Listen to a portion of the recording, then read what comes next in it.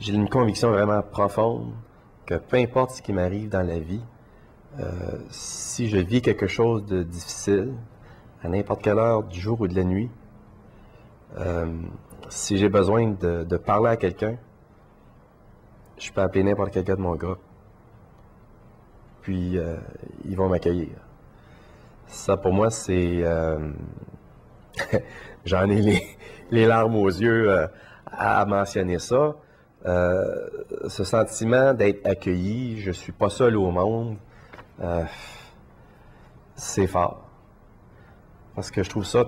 Moi, je me sens très seul quand je me sens pogné avec quelque chose. Puis c'est comme, j'ai pas le droit d'en parler. Je suis pas supposé en parler. Si je parle de ça, je suis pas un homme. C'est pas vrai que je suis pas un homme. Au contraire, c'est être homme d'oser parler de ces choses-là. Viens là qui veut, hein.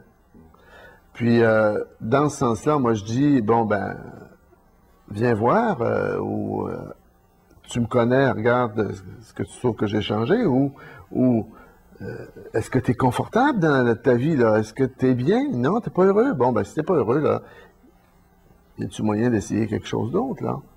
Puis moi, je pense que le réseau peut être aidant. Mais c'est pas la seule solution, mais ça peut être aidant.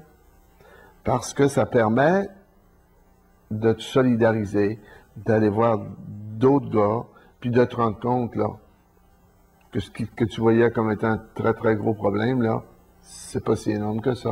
C'est énorme tant que tu penses être seul à l'avoir, là. Mais si tu regardes celui à côté de toi qui n'a un, puis qui l'a l'autre, puis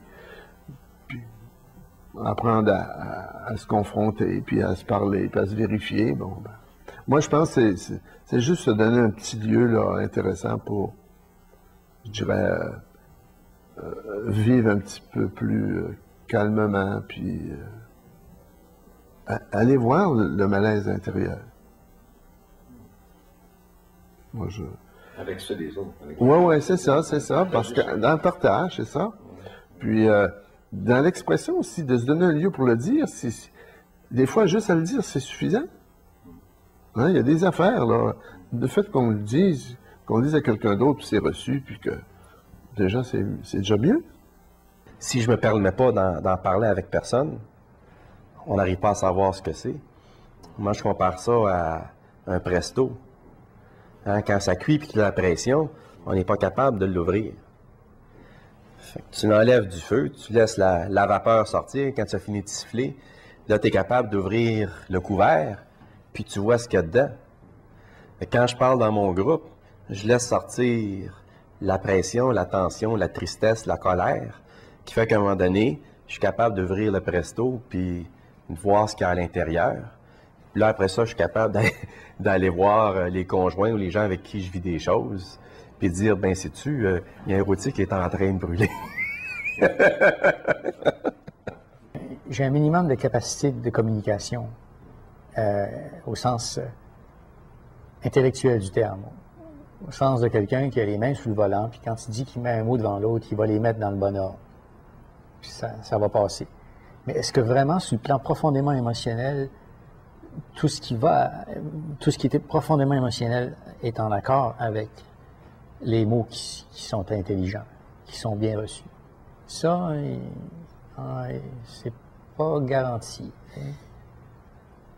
Alors, c'est pour ça que j'ai encore la raison de rester dans un groupe et de partager.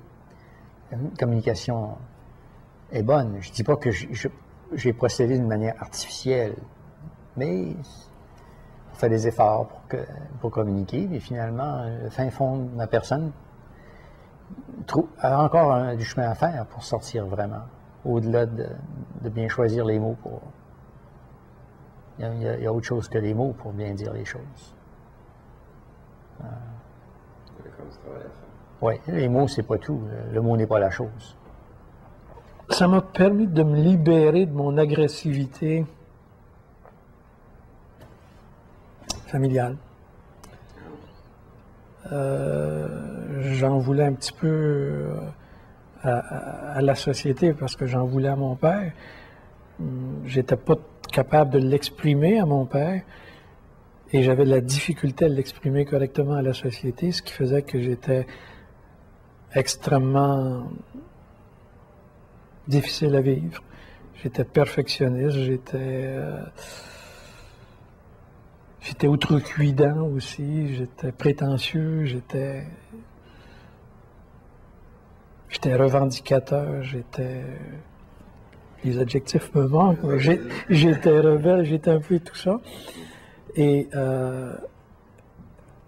à l'aide du réseau, à l'aide du jeu de miroir, je me suis radouci, je me suis vu sous un autre angle, j'ai compris des choses, j'ai ressenti d'autres choses, et ça m'a apaisé, puis ça me permet d'être plus conciliant. Je pense que c'est ça, concilier les différences. L'acceptation des autres et l'acceptation